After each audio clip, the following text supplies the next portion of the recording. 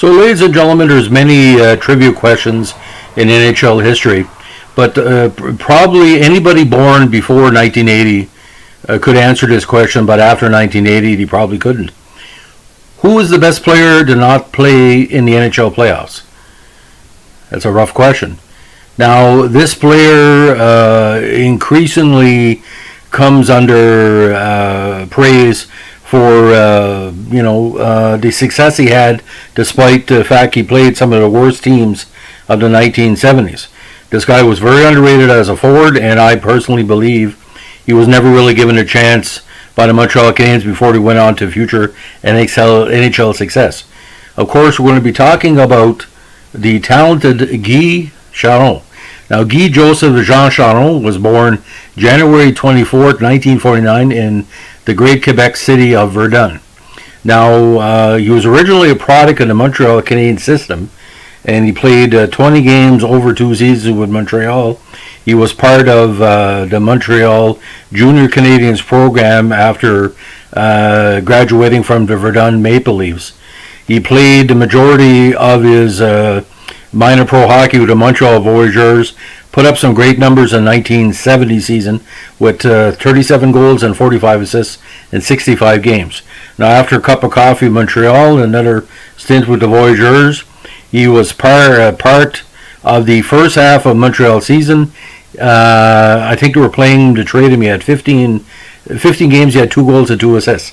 But he was eventually dealt to Detroit in the Frank Mahovlich trade. And that season with Detroit, he had 8 goals and 4 assists for 12 points in 24 games. Now, Charron had okay numbers with Detroit in the last season with Detroit. Full season, he had 25 goals. He eventually ended up with the Kansas City Scouts, scoring what was then a high of 27 goals for the Scouts in 76. But then when he was signed by a free agent by the Washington Capitals, this is where his goal scoring prowess stood out. Between 1977 and 1980, he averaged more than 20 goals a season, and he scored 36 goals in 1977 and 38 goals in 1978. He ended up his career with 734 games, 221 goals, and 309 assists for 530 points. Now, Charron also excelled on the international level. He played in 3 consecutive World Championships for Canada, winning a bronze in 78, because at the time the teams that didn't make the playoffs made up the majority of roster of Team Canada, what they call second-tier NHL players. But he was the type of player that everybody that played against him and with him said, he was a very, determined player, very, very clean player, never would get in much penalty trouble. He wasn't the biggest skater on the ice, and being a center at 5'10", that's a little bit small for a center for 2020, but back then it was pretty well normal.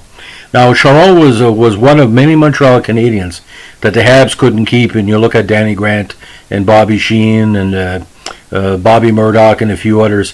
Charron probably was one step away from making the 4th line of Montreal Canadiens, but back then with all the great players in Montreal's system, it was pretty hard to crack in. Now, post hockey, he spent time as a head coach for the Kamloops Blazers, and he's very big on lacrosse. He's currently commissioner of the Thompson Okanagan Junior Lacrosse League, so he's given back in many sports. Now, the head coaching in the NHL, Calgary Flames, 1992, 6-7-3 record. Mighty Ducks, he ended up 5th in Pacific with 14, 26, and 7. But he's been assistant coach for numerous teams, including his own Montreal Canadiens in the 2002-2003 season. So Charron's playing career, his coaching career has stood out. I think Guy Charron is a great example of the fact that even though you don't reach your own goals at the start of your career, you can continue to excel and progress with the teams that have faith in you. But I remember the games involving Washington, Kansas City back in the day. and where the Quebec announcers have said, well, you only have to stump one player, and that's Guy Charron. But with the Capitals in 77, they were still coming out of their bad phase. 82 points for the 77 Capitals. That's a pretty impressive total. But I think his most impressive season for me was 75-76 in Kansas City. They didn't have the greatest team in the world, and to score 27 goals for such a mediocre squad, he gave it his all in every shift, and that's appreciated by hockey fans. So, ladies and gentlemen, on this COVID Wednesday, we wish you good luck. Keep your stick in the ice. And don't forget, I appreciate all the support from my Sports File column.